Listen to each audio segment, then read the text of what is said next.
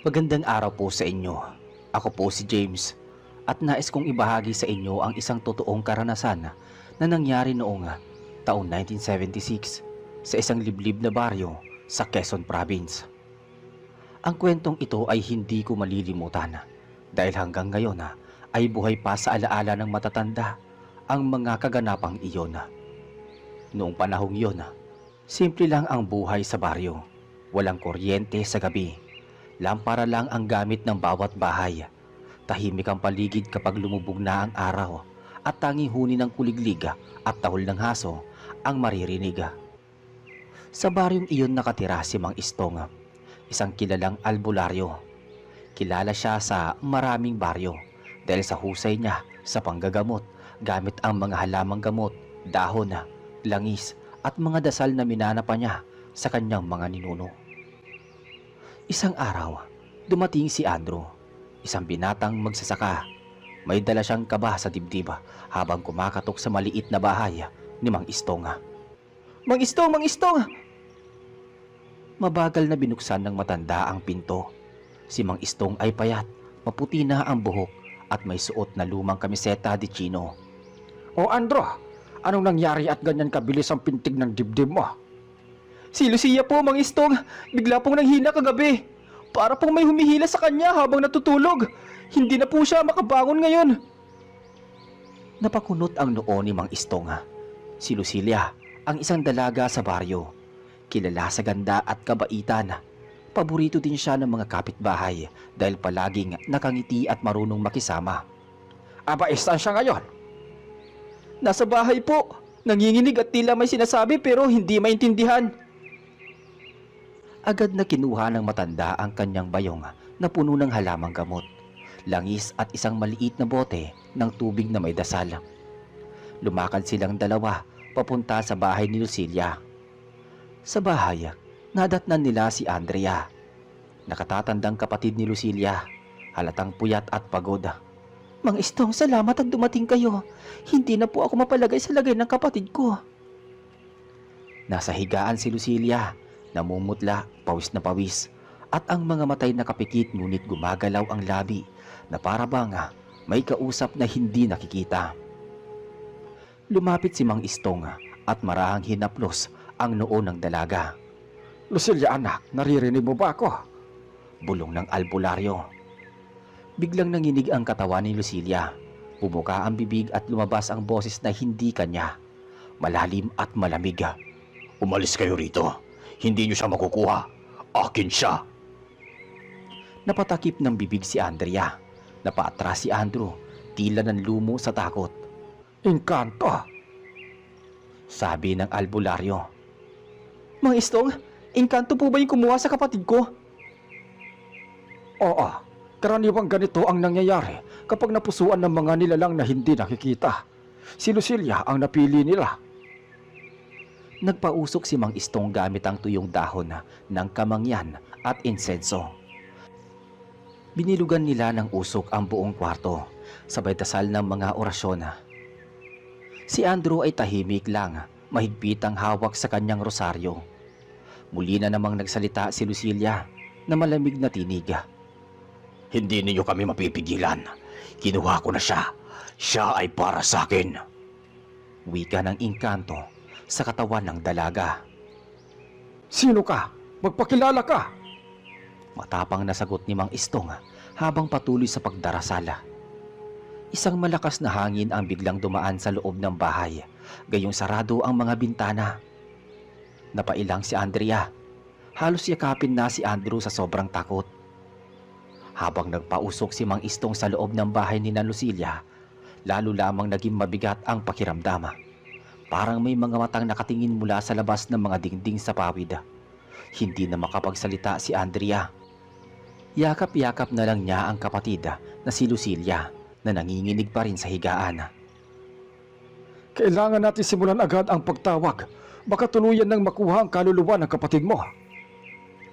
Ano pong ibig niyo sabihin, Mang Istong? Kapag hindi natin naputol ang sumpa ngayong gabi, baka hindi na magising si Lucilia. At kapag tuluyang nasama ng engkanto, wala na tayong magagawa pa. Kahit anong gawin, Mang Istong, iligtas po ninyo ang kapatid ko. Sabi ni Andrea. Tumango ang matanda. Kinuha niya sa bayong ang isang panyo na may nakatuping papel sa loob. Nilatag niya ito sa lamiseta. Nakapaloob doon ang orasyon na ginagamit niya laban sa mga nilalang na hindi nakikita. Sinindihan muli ni Mang Istong ang insenso at nagsimulang bumigkas ng panalangin. Habang umaalulong ang aso sa labas, bigla namang umihip ang malamig na hangin mula sa bintana. Akin siya! Akin si Lucilia! Muling narinig mula sa bibig ng dalaga, ngunit ang tinig ay hindi kanya, kundi parang lalaking malalim at malamig ang boses. Hindi ka makakapanakit dito. Sa ngalan ng may kapal, pinapalayas kita! Agad na napahiyaw si Lucilia. Halos mabali ang kanyang katawan sa pagkakaarko. Napayuko si Andrea at tinakpan ng tenga, habang si Andrew ay halos mapatayo sa gilid ng pintuan, hindi makagalaw sa takot. Mang Istong, baka mamatay ang kapatid ko! Sigaw ni Andrea. Hindi, nilalabanan lang niya. Huwag kayong bibitiw. Hawakan niyo siya. Huwag ninyong hahayaang mabitawan. Magkahawak na pinigilan ni na Andrea at Andrew si Lucilia na pumipiglas na parang may ibang lakas na sumapi sa kanya. Lumipas ang ilang minuto ng orasyon, ngunit sa halip na mawala, lalong lumakas ang hangin at tila may anino sa sulok ng dingding. Parang may matangkad na nilalang na nakatayo doon, ngunit malabo at naglaho. Sino ka? Bakit mo ginugulo ang dalagang ito? Tahimik ngunit maya-maya ay muling nagsalita ang tinig mula kay Lucilia. Matagal ko na siya minamasdan sa ilalim ng puno. Nakita ko siya. Siya ang para sa akin. Hindi niyo siya maaagaw sa akin. Doon naintindihan ni Andrew kung bakit ganon ang nangyari kay Lucilia. Mang Istong, nung nakaraang linggo po, dinala ko si Lucilia sa bukirin. Nagpahinga kami sa ilalim ng malaking balite, malapit sa may sapa. Doon po siguro siya nakita. Tama ka, Andrew. Ang balite ay tirahan ng mga engkanto. At kung doon siya natanaw, doon din siya tinatakan. Anong gagawin natin ngayon, Mang Istong? Mangiyak-ngiyak na tanong ni Andrea. Kailangan natin bumalik sa balite. Doon natin haharapin ang nilalang na kumukuha sa kapatid mo. Nagulat sina Andrew at Andrea. Gabi na at liblib ang daan patungo doon, ngunit wala silang ibang pagpipilian. Kinabukasan, bago lumubog ang araw, naghanda sila Mang Istong. Nagdala ng bote ng langis, tubig na may dasal, at mga dahon na panlaban sa mga espiritu. Si Andrea na may nagdala ng kruspihong iniwan ng kanilang ama, habang si Andrew dala ang tapang at panalangin. Dinala nila si Lucilia sa duyan, nakawayan at abaka. Pinasa ni Andrew at isa pang kapitbahay na tumulong. Kahit nangihina, patuloy pa rin ang pag-ungol ni Lucilia na tila may kausap na hindi nakikita. Habang papalapit sila sa malaking puno ng balite, unti-unting bumigat ang hangin. Tumahimik ang paligid at wala ring huni ng kuliklig. Madilim na madilim ang gabi nang makarating sina Mang Istong, Andrew at Andrea at ang kawawang si Lucilia sa ilalim ng punong balite. Ang buwan ay kalahating nakasilip lang sa ulap. At ang liwanag nito'y pilit na sumisilip sa mga sanga ng punong tila kumakaway sa hangin. Hindi karaniwang puno ang balite. Malaki ito, malawak ang ugat na parang mga bisig na nakalitaw sa lupa. Sa paligid tila may mga aninong gumagalaw, ngunit pagtingin mo ng direkta, wala kang makikita. Ang hangin ay malamig at mabigat, at bawat hinga nila'y parang may kasamang pangamba. Si Andrea ang unang nagsalita. Mang Istong, parang ayoko na po. Nakakatakot dito. Kailangan nating tapusin ito, Andrea. Kapag tumigil tayo, baka tuluyan nang mawala ang kaluluwa ng kapatid mo. Si Andrew naman ay tahimik lang, ngunit halata sa kanyang muka ang takot at kaba. Pinilit niyang hawakan ang kruspihong dala ni Andrea at saka siya lumapit sa tabi ni Mang Istong. Doon na nila inlapag si Lucilia sa may ugat ng balite. Agad na nagsimulang gumalaw ang kanyang katawan. Parang hindi mapakali. Nagmulat siya ng mata at muling nagsalita gamit ang tinig na hindi kanya. Bakit mo siya dinala dito? Hindi niyo siya makukuha. Hindi niyo siya makukuha sa akin. Umigting ang hangin at nagbigay bumaliktad ang dahon ng punong balite na parabang malakas na ihip ng hangin. Ngunit wala namang bagyo. Kung gusto mong makuha siya, humarap ka sa akin. Malakas na tinig ni Mang Istong. Naglagay siya ng bilog sa paligid ng gamit ang asina at langis na may dasala. Dito ka ligtas, Lucilia. Huwag kang bibitew. Bulong niya habang pinapahira ng langis ang noo ng dalaga. Biglang nagliwanag ang paligid ng bahagya at doon nila nakita ang isang anyo. Sa ilalim ng mga sanga, lumitaw ang isang nilalang. Matangkad, maputla, mahaba ang buhok at ang mga matay kumikislap na kulay berde. Ang katawan nito'y parang tao, ngunit mas mahaba ang mga braso at ang mga daliri parang kuko ng hayop. Napalunok si Andrea at napasigaw. "Diyos ko po! Engkanto!" Lumapit ang nilalang at nagsalita, ngunit hindi gumalaw ang kanyang bibig. Bagkus ay dumiretso sa kanilang pandinig ang kanyang boses. Bakit niyo ako ginugulo, matanda? Ang dalagang ito'y napili ko na. Siya ang aking magiging kasama. Hindi niyo siya maaagaw sa akin. "Hindi mo siya makukuha! Hindi! Sabi ni Andrew.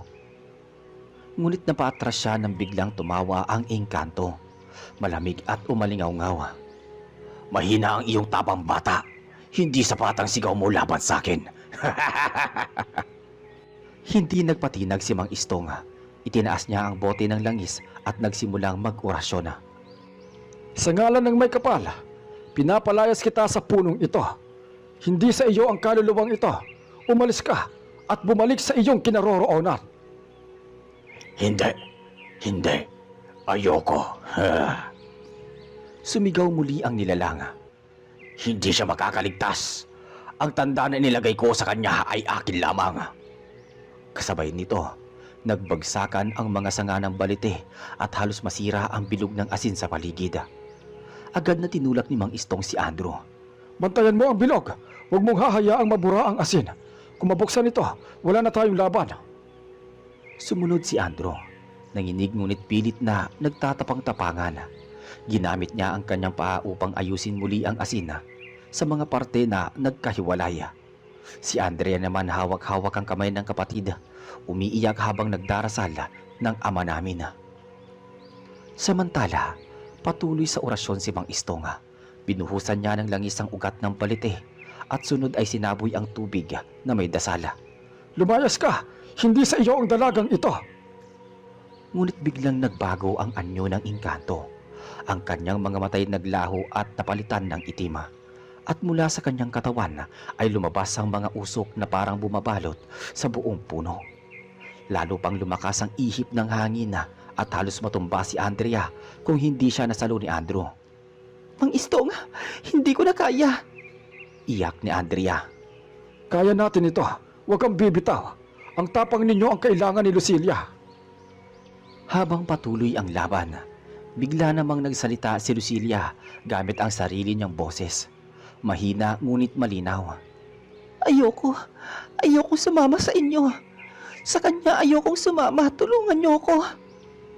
Doon nakaramdam ng pag-asa si Mang Istong. Lumaban ka, Lucilia. Hawakan mo ang dasal. Hawakan mo ang pananalig mo. Habang humahampas ang malamig na hangin sa ilalim ng balite, tila pinaglalaroan ng engkanto ang tapang ng mga tao. Lumalakas ang ugong ng mga sanga, para bang may daan-daang ibon na pumabagaspas sa dilima. Si Andrea ay nanginginig sa takot, ngunit mahigpit pa ring hawak ang kamay ni Lucilia. "Mang Istong, ang lakas niya, hindi ko na kaya." Kaya mo, Andrea. Hindi lakas ng katawan ang kailangan dito, kundi lakas ng loob. Huwag kang bibitaw sa kapatid mo. "Mang Istong, parang nabubura ulit!" Sigaw ni Andrew. Ituloy mo lang, Andrew. Buhay si Lucilia. Nakasalalay ang buhay niya dyan. Muli na namang gumalaw ang katawan ni Lucilia. Ang kanyang mga matay bumukas ngunit dilat na dilat at kulay puti ang makikita. Muling nagsalita ang malamig na boses mula sa kanyang bibig. Hindi niyo na siya maliligtas. Ang kanyang kaluluwa ay akin na. Kahit anong dasal ang gawin ninyo, dito siya mananatili. Mula sa ugat ng balite, lumabas ang maiitim na anino na gumagapang papalapit sa bilog ng asina. Parang mga kamay na pilit sumasalakay. Diyos ko ha! Ano yan? Sigaw ni Andrea. Mga alagad niya, huwag kayong matakot. Ngunit hindi nagtagal, lumitaw mismo ang engkanto mula sa usok. Matangkad, maputla at ang mga matay nagliliyab na berde. Nakatitig ito kay Mang Istong saka nagsalita. Matanda, hindi mo ako mapipigilan. Bago ka pa ipinanganak, ako na ang nagmamay-ari ng punong ito. Sino ka para hadlangan ako? Tumindig si Mang Istong. Itinapat ang bote ng langis at kruspiho. Isa akong lingkod ng may kapal. Hindi ikaw ang may-ari ng kaluluwa ng tao. Hindi mo siya pwedeng angkinin. Muling nagngit-ngit ang engkanto at biglang kumulog ng malakas kahit walang ulan. Sa isang iglap, bumagsak ang isang malaking sanga ng balite. Halos tamaan si Andrew. Andrew, tumabi ka! Muntik nang bumigay ang tuhod ng binata sa takot, ngunit pinilit niyang manatiling nakapwesto. Sa loob-loob niya, hindi niya kayang iwasan o iwan si Lucilia. Mang Istong, kahit anong mangyari, tutulungan ko kayo, basta't mailigtas lang siya. Sigaw ni Andrew. Tumango ang albularyo. Ganyan ang tapang na kailangan natin. Huwag kang bibitaw, anak. Habang nagpapatuloy ang labanan, unti-unting nagbalik ang boses ni Lucilia. Sa mahinang tinig, narinig nila ang kanyang sinabi. Kuya, ate, tulungan niyo ako. Ayokong sumama. Napahagulgol si Andrea at lalo pang hinigpitan ang kapit sa kapatid. Lumaban ka, Lucilia. Narito kami. Hindi ka namin iiwan. Ngunit muling sinakop ng engkanto ang katawan ni Lucilia at sumigaw ito ng napakalakas. Akin siya. Huwag kayong makikialam. Kapag hindi niyo siya ibinigay sa akin, kayo ang susunod. Doon nagpasya si Mang Istong. Hinugot niya mula sa bayong ang isang maliit na bote ng langis na tinatawag niyang langis ng araw. Ito ang pinakamalakas na panlaban na ginagamit lang kapag wala ng ibang paraan. Sa ngalan ng Diyos Ama, Diyos Anak at Diyos Espiritu Santo, pinapalayas kita! Sumabog ang liwanag mula sa bote at napaatras ang engkanto. Halos matunaw sa silaw. Ang usok na bumabalot sa puno ay unti-unting naglaho. Ngunit bago ito tuluyang mawala, sumigaw pa ang nilalang. Babalikan ko siya! At sa isang iglap, naglaho ang engkanto kasabay ng katahimikan ng paligid. Si Lucilia ay napabagsak sa sahig ng duyana. Hingal na hingal ngunit muling bumalik ang kulay ng kanyang muka. Dahan-dahan niyang iminulat ang mga mata at tumingin sa kanila. Ate, Andrew, Mang Istong, salamat. Sabi ni Andrea. Matapos maglaho ang engkanto sa ilalim ng malaking balite, naghari ang katahimikan. Tila walang nangyari. Wala nang malakas na hangin at wala na ring aninong gumagapang. Ang tangi maririnig ay ang mahinang pag-ungol ni Lucilia na ngayoy payapang nakahiga at nakapagpahinga na ng normal. Si Andrea ay pagod. Yumakap sa kapatid. Salamat sa Diyos, Lucilia. Salamat at ligtas ka na. Si Andrew naman ay halos mapaupo sa lupa sa sobrang pagod. Nanginginig pa rin ang kanyang kamay. Hawak-hawak ang kruspihong ginamit niya kanina. Mang Istong, ligtas na po ba ang kapatid ko? Hindi na po ba siya babalikan ng engkanto? Huminga ng malalim si Mang Istong at tumingin sa punong balite. Sa ngayon ligtas na siya. Pero tandaan ninyo, hindi ganoong kadaling mawala ang isang engkanto. Lalo na kung napusuan na niya ang isang ito. Kailangan pa rin nating maging maingat. Pag-uwi nila sa baryo, sinalubong sila ng ilang kapitbahay na nag-aabang. Kumalat na kasi ang balita na si Lucilia ay kinuha ng engkanto. Nang makita nilang buhay at humihinga ang dalaga, nag-iyakan ang mga tao. Salamat, Panginoon!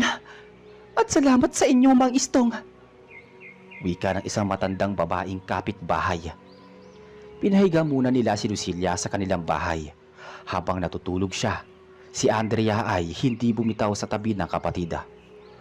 Si Andrew naman nagbantay sa may pintuan. Hawak pa rin ang kruspihong hindi niya binitawan kahit isang saglit. Kinabukasan, nagtipon ang mga tao sa bahay nila. Lahat gustong malaman ang nangyari kay Lucilia at gusto nilang magtanong sa albularyo. Nagsalita ang matandang albularyo. Mga kababaryo, ang nangyari kagabi ay babala. Huwag kayong basta-basta uupo o hihinto sa ilalim ng punong balite. Hindi lahat ng tahimik ay ligtas. May mga nilalang na nakatira doon na hindi natin nakikita. At kapag napusuan nila ang isa sa atin, mahirap silang paalisin. Tumango-tango ang mga nakikinig. May ilan na natatakot at may ilan naman na parang hindi makapaniwala. Ngunit nang makita nila ang payat at maputlang katawan ni Lucilia, alam nilang totoo ang lahat ng sinasabi ng albularyo. Makalipas ang ilang araw, unti-unting gumaling si Lucilia. Bagamat mahina pa rin, nakakapagsalita na siya at nakakakain. Ngunit may isang bagay na hindi mapaliwanag. Sa kanyang braso may iniwang marka. Marka na parang bakas ng kamay. Mahaba at malamlam ang kulay, tila paso. Mang Istong, bakit po may marka pa rin? Tanong ni Andrea. Yan ang tanda ng engkanto. Huwag kayong matakot. Pero alalahanin ninyo, palatandaan iyan na minsan siyang kinuha. Kaya bantayan ninyo siya palagi. Huwag ka mag-alala, Lucilia. Hindi ka na muling kukunin. Nandito ang ate mo, pati ako. At kung sakali mang bumalik siya, haharapin ko ulit. Sabi ni Andrew. Ngumiti si Lucilia. Nang bahagya, kahit bakas pa rin sa kanyang muka ang pagod. Salamat, Andrew. Lumipas ang mga linggo at muling bumalik sa normal ang takbo ng buhay sa baryo. Ngunit hindi na muling dumaan si Lucilia malapit sa balete. Lahat ng tao'y lumalayo na rin sa punong iyon kahit araw pa. Si Mang Istong na may lalong iginagalang ng mga tao. Maraming dumadayo para magpasalamat at magpatingin sa kanya. Dala ng balitang iniligtas niya si Lucilia mula sa engkanto. Ngunit para kay Andrea at Andrew, ang gabi sa ilalim ng balite ay hindi nila malilimutan. Ang sigaw ng engkanto, ang anyong kanilang nasilayan at ang boses na nagmumula sa kapatid nilang si Lucilia ay habang buhay natatatak sa kanilang isipan. Makalipas ang ilang buwan, mula nang iligtas si Lucilia, unti-unting bumalik na sa normal ang takbo ng kanilang buhay. Bagamat nananatili ang marka sa kanyang braso, hindi na siya muling ginambala ng engkanto. Ngunit para sa pamilya at buong baryo, naging paalala iyon ng naganap na ang mga nilalang na hindi nakikita ay totoo at maaaring umatake kahit kailan. Si Andrea ay mas nagiging mapagbantay sa kapatid. Hindi niya na pinapayagang lumakad mag-isa, lalo na sa gabi. Samantalang si Andrew, na halos araw-araw dumadalaw, ay tila mas nagiging malapit pa kay Lucilia. Nakikita ni Andrea kung papaano dahan-dahang nabubuo ang kakaibang ugnayan sa dalawa. Habang lumilipas sa mga araw, tila unti-unti nang nawawala ang pangamba. Ngunit isang gabi, habang natutulog si Andrea, nagising siya sa mahinang tunog. Parang may humahaplos sa bintana ng kanilang kwarto. Dahan-dahan siyang tumayo, hawak ang maliit na lampara at lumapit sa bintana. Nang kanyang silipin, wala siyang nakita kundi liwanag ng buwan at katahimikan ng gabi. Ngunit nang siya'y lalayo na, bigla niyang narinig ang mahinang bulong. Lucilia, akin ka pa rin. Napasinghap si Andrea at mabilis na sumilip muli sa labas. Pero wala siyang nakita.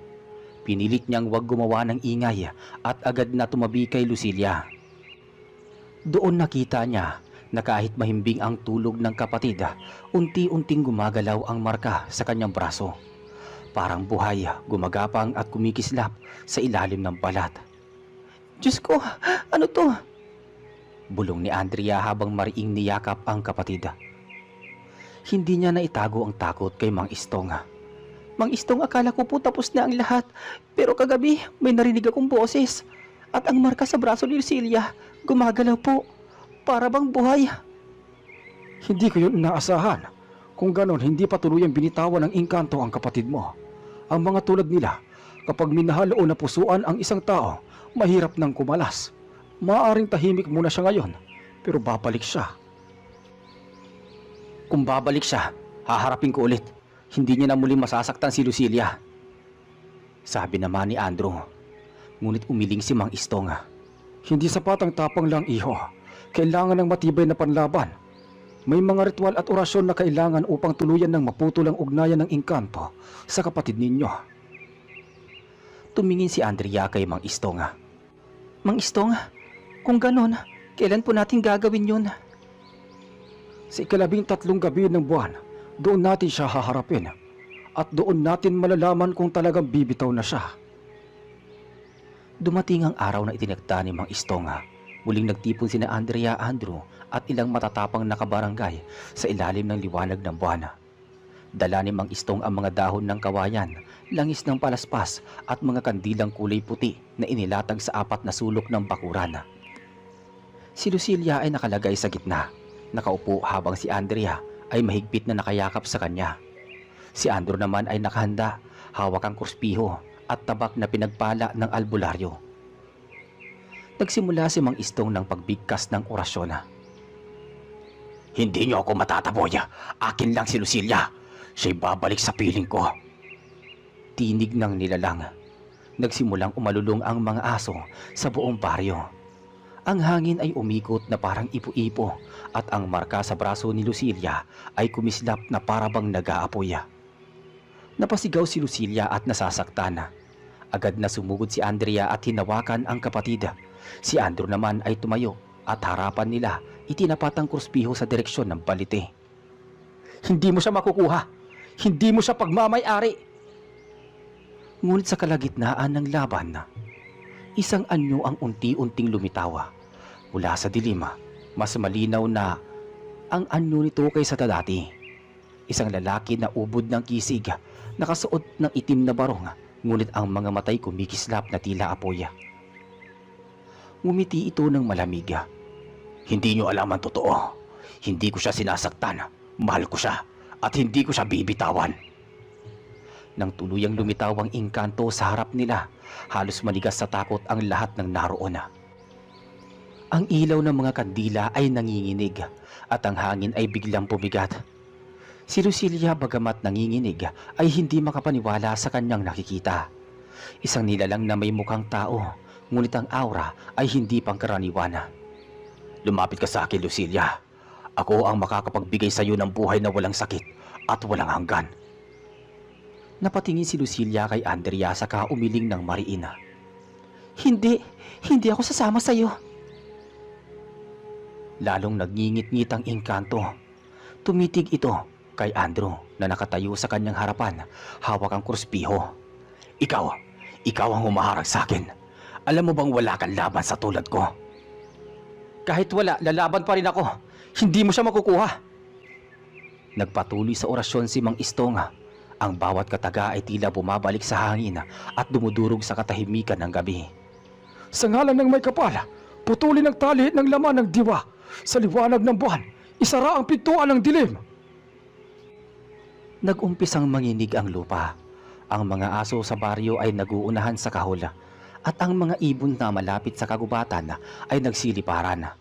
Ngunit hindi na patinag ang engkanto. Lumapit ito ng ilang hakbang at ang kanyang mga mata ay tila nagsisilab na apoy. Hindi niyo alam kung bakit ko siya pinili. Hindi niyo alam ang katotohanan. Kung ganon, sabihin mo, ano ang dahilan at bakit si Lucilia ang napili mo? Noong bata pa siya, napadaan siya sa aking lugar sa ilalim ng punong ito. Doon ko siya unang nakita. Ang kanyang tinig, ang kanyang mga mata, para siyang liwanag na mundong walang kulay. Simula noon, hindi na siya nawala sa isip ko. Sinubukan ko lumapit sa kanya, ngunit hindi ako makatawid sa mundo ninyo. Kaya, nang siya'y lumaki, kinuha ko ang pagkakataon na makalapit sa kanya. Mahal ko siya At iyon lang ang dahilan. Mahal, hindi pagmahal ang ginagawa mo. Sakit at takot ang binibigay mo. Hindi siya sa'yo sasama at yun din ang sabi niya. Tumindi ang sigaw ng hangin at ang apoy ng mga kandila ay halos mamatay na. Ngunit bago pa ito tuluyang mangyari, itinuro ni Mang Istong ang isang dahon ng kawayan na may nakaukit na orasyon at idinikit sa lupa. Sa kapangyarihan ng may likha, binibigkis kita sa iyong pinagmulan. Hindi mo siya madadala. Kung mahal mo talaga siya, palayain mo siya. Huwag mo siyang ipilit sa mundo na hindi niya pinili. Pakiusap, palayain mo na ako. Huwag mo na akong guluhin. Sabi ni Lucilia. Tumulo ang parang luha sa mata ng engkanto, ngunit iyon ay kasing itim ng usok. Kung iyan ang nais mo, hindi ko na ipipilit. Ngunit tandaan mo, Lucilia, ako ay narito pa rin. At kapag tinawag mo ko, kahit minsan, muling babalik ang ating ugnayan. At sa isang iglap, naglaho ang nilalang sa harap nila, kasabay ng pagkalma ng hangin at pagliwanag muli ng paligid. Napaupo si Lucilia halos mawalan ng lakas. Agad siyang niyakap ni Andrea. Ate, wala na siya. Mang Istong, talaga po bang umalis na yung engkanto na yon? Hindi ko masasabing umalis na. Ang ganitong ugnayan ay mahirap putulin. Ngunit sa pagkakataong ito, pinili ng engkanto na magparaya. Ang natitirang laban nasa puso at isipan na ni Lucilia. Kapag siya'y tumawag, babalik ang nilalang. Kaya't kailangan niyang maging matatag. Tahimik na napatingin si Lucilia sa kanyang braso. Ang marka ay naroon pa rin, ngunit tila kumalma. Hindi na ito gumagalaw. Hindi ko na siya tatawagin. Hindi ko nahahayaan na bumalik siya. Wika ni Lucilia. Makalipas ang ilang linggo matapos ang huling pagkikita nila sa engkanto, muling bumalik sa katahimikan ng baryo. Ang mga tao ay nagsimulang bumalik sa kanilang dating gawi at ang takot na bumabalot sa kanila ay tila unti-unting humupa. Ngunit para kay Andrea, Lucilia at Andrew, nananatiling sariwa ang mga alaala ng nangyari tuwing lumalapit ang gabi at dumidilim ang paligid. Hindi pa rin maaalis ang kaba sa kanilang dibdib. Ngunit isang araw, kinabukasan, nagpasya si Mang Istong na maglatag ng bantay na pananggalang sa bahay ni na Andrea at Lucilia. Naglagay siya ng mga dahon ng palaspas, dinikit sa mga bintana at nagbuhos ng langis na hinaluan ng dasal sa apat na sulok ng bahay. Gagawin natin itong kuta laban sa anumang nilalang na susubok pumasok. Pero tandaan ninyo, mas makapangyarihan pa rin ang panalangin at pananalig. Kapag nakaramdam kayo ng kakaiba, huwag kayong bibitiw sa dasal. Tahimik na tumango sina Andrea at Lucilia. Ngunit isang gabi, habang mahimbing ang tulog ng lahat, biglang nagising si Lucilia. May malamig na hangin na dumampi sa kanyang pisngi. Dahan-dahan siyang bumangon at nakita ang bintana na bahagyang nakaawang. At doon sa labas ng dilim, muling lumitaw ang isang pares ng matang kumikislap. Narinig niya ang mahinang bulong. Babalikan kita. Napatigil ng hininga si Lucilia habang nakatitig sa kumikislap na mga mata sa labas ng bintana. Gusto niyang sumigaw pero natatakot siyang baka lalo lamang lumapit ang nilalang. Niyakap niya ng mahigpit ang kumot at pilit na isinara ang kanyang mga mata. Ngunit ang bulong ay patuloy na nagsasabi nga, Lucilia, hindi mo ko kayang kalimutan. Sa sobrang takot napasigaw siya. Andrea, Andrew, Mang Istong. Mabilis na dumating si Andrea sa kanyang tabi at sumunod si Andrew na galing sa labas. Agad nilang isinara ang bintana at ipinatong ang kruspiho. Dumating naman si Mang Istong, hawak ang kanyang bote ng langis at isang lumang dasalan. Narito siya at mas matindi ang lakas niya ngayon. Kailangan nating tapusin ito ngayong gabi. Kapag hinahayaan pa natin siyang magpakita ng paulit-ulit, baka tuluyan niya ng masilo ang kaluluwa ni Lucilia. Mabilis nilang inihanda ang bakuran. Inilagay ni Mang Istong ang apat na kandila sa apat na sulok at diniligan ng banal na langis ang paligid. Pinaupo si Lucilia sa gitna habang yakap siya ni Andrea. Si Andrew naman ay nakatayo. matatag at handang sumago pa. "Huwag kang matakot, Lucilia, nandito kami."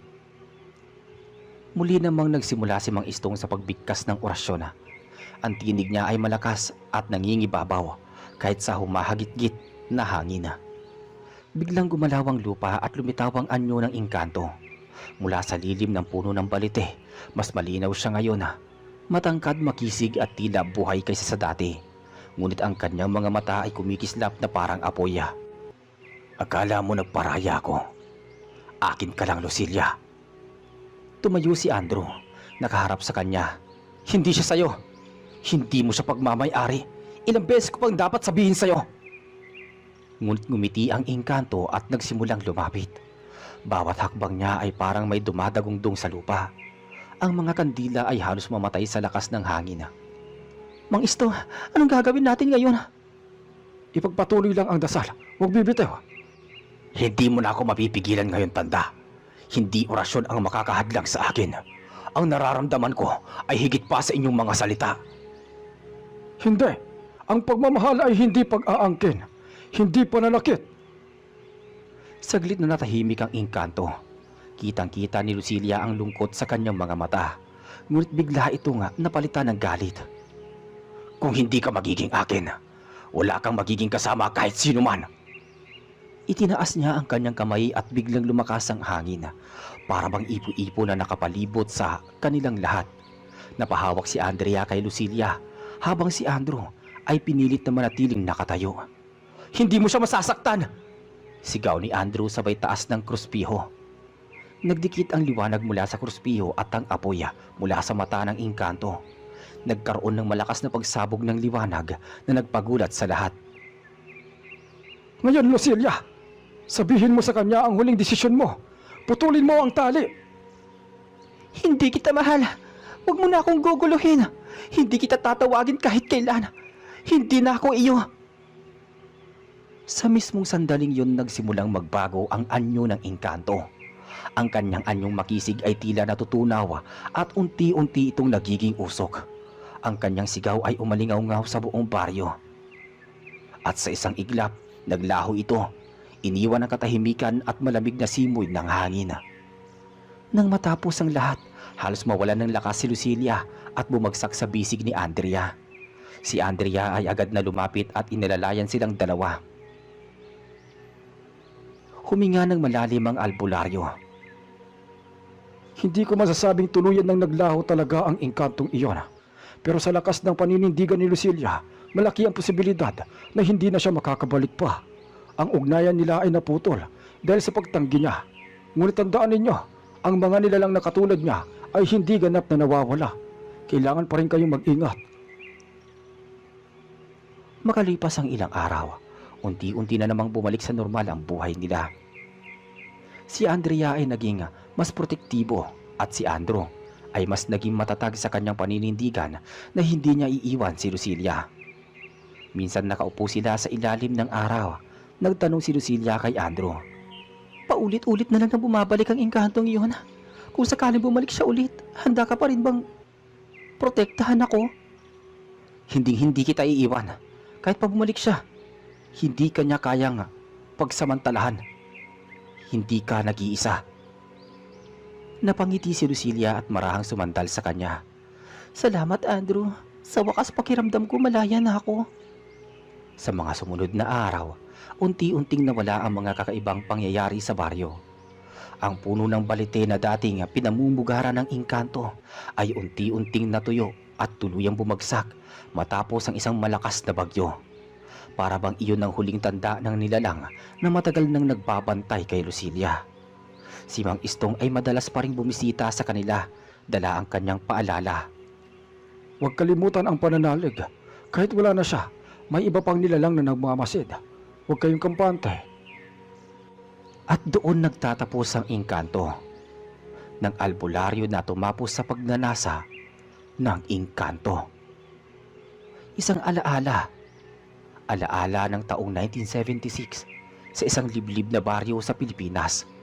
Isang paalala na sa mundong ito, may mga bagay na hindi nakikita, ngunit kaya pa rin lampasan ng tapang, pagmamahal at pananampalataya. At iyon po ang ating buong kwento. Muli, ako po si Reggie, ang inyong narrator sa channel na Kwentuhan Tayo. Maraming salamat sa pakikinig. Hanggang sa muli.